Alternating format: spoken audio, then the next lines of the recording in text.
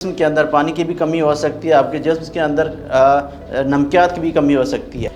खाना या कोई भी चीज़ आप दे रहे हैं वक्फे वक्फे से दें। पानी का बहुत ज़्यादा इंटेक करवाएं। डायरिया को आप इजी ना समझें, इसकी वजह से डेथ भी हो सकती है। अस्सलाम वालेकुम। हमने नोटिस किया है कि 92% व्यूज़ हमारे पास ऐसे लोगों की तरफ से आते हैं जिन्होंने हमारे चैनल को सब्सक्राइब नहीं किया।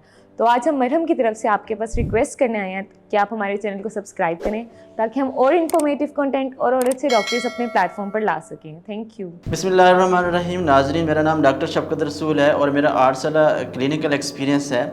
आप या आपकी फ़ैमिली में से किसी ने कंसल्टेशन लेनी हो तो आप मरहम के थ्रू मुझसे कंसल्ट कर सकते हैं। तो आज हम बात करेंगे डायरिया की। डायरिया होता क्या है, मोशन क्या होता है।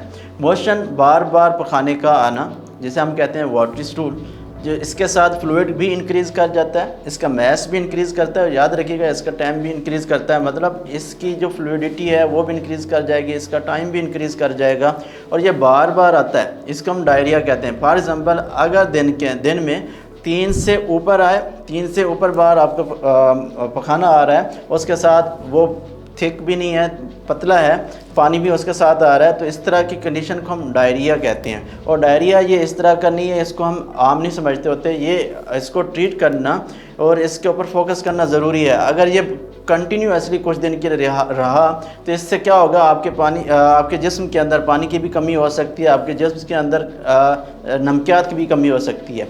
अगर जिस्म के अंदर नमकियात और पानी की कमी हो जाएगी तो आपके जो सेल हैं, आपकी जो बॉडी है वो वीक होना शुरू हो जाएगी और वीक होते होते बॉडी डेथ की तरफ भी जा सकती है। मोस्टली बच्चों के अंदर, आजकल पाकिस्तान की अगर बात करें तो मोस्टली बच्चों के अंदर जो डेथ रेशो बढ़ रही है वो डायरिया की वजह से बढ़ रही है, क्योंकि हम इसको फोकस ही नहीं करते, इसकी तरफ जाते नहीं। हम समझते हैं कि ये खुद ठीक हो जाएगा, ऐसा नहीं है, इसके ट्रीटमेंट की तरफ भी जाना चाहिए।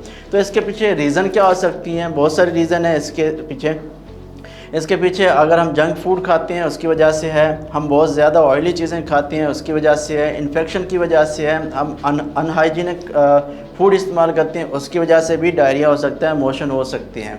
तो इससे बच्चा कैसे जा सकता है, बच्चा इस तरह से जा सकता है कि इससे हम ये अवॉइड करें, अनहाइजीनिक फूड से अवॉइड करें, हम कंटेमिनेटेड वाटर से अवॉइड करें। पानी भी अगर पीना है तो साफ़ सुथरा पानी पीना है। इस तरह से अगर कोई चीज़ खा रहे हैं तो उसको देखें वो किस तरह की चीज़ है, साफ़ है कि नहीं है। अगर साफ़ नहीं है तो उसको इस्तेमाल नहीं करना चाहिए। तो हमें साफ़ चीज़ें इस्तेमाल करनी चाहिए, जिसे हम हाइजीनिक फूड कहते हैं। इस तरह की चीज़ इस्तेमाल करनी चाहिए और बार बार पानी जो है वो इंटेक करना चाहिए। इसका सोल्यूशन में यही है कि आपने अगर डायरिया हो भी गया, या आपको या आपके बच्चों को किसी को भी हो गया, तो उसके लिए यही है कि इसको खाना या कोई भी चीज़ आप दे रहे हैं वक्फे वक्फे से दें। पानी का बहुत ज़्यादा इंटेक करवाएं और याद रखिएगा सॉफ्ट डाइट देनी है, आपने नरम ग़िज़ा देनी है। नरम ग़िज़ा में दलिया, खिचड़ी, इस तरह की जितनी चीज़ें हैं वो सारी इसको इस्तेमाल करवानी है।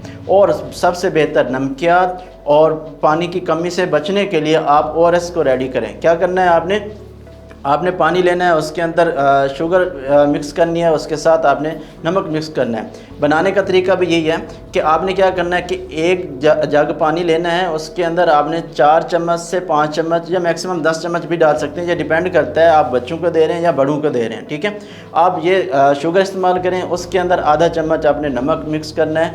अब जब भी बच्चे को पानी की ज़रूरत पड़ेगी तो आप ये साथ साथ वक्फे वक्फे से देते रहें। बेहतर तरीका यही है कि हर 5-10 मिनट के बाद आप थोड़ा थोड़ा सा उसको देते रहें। बेशक बच्चे ने आधा चम्मच भी क्यों ना पीना हो, आप उसको ज़रूर दें। अगर ये नहीं देंगे तो उसको डिहाइड्रेशन होगी, डिहाइड्रेशन की वजह से क्या हो सकता है, डेथ भी हो सकती है। तो आपने क्या करना है, आप या आपकी फैमिली में से कोई भी बच्चा हो या फिर बड़ा हो, उसको ORS लाजमी दें, या ख़ुद बना लें घर में, या फिर आप क्या करें, नरम ग़िज़ा देनी है, उसको सख्त ग़िज़ा नहीं देनी। और याद रखिएगा वक्फ़ा लाजमी करना है, एक खाने से दूसरे खाने के दरमियान उसको वक्फ़ा करें, ताकि थोड़ा सा स्टमक को, आपकी इंटेस्टाइन को थोड़ा सा टाइम मिलेगा, वो थोड़ा सा रिलैक्स होंगे, वो इजी होंगी और इजीली वर्क भी कर पाएंगी। तो इस तरह से आप डायरिया से बच सकते हैं। याद रखिएगा, डायरिया को आप इजी ना समझें, इसकी वजह से डेथ भी हो सकती है।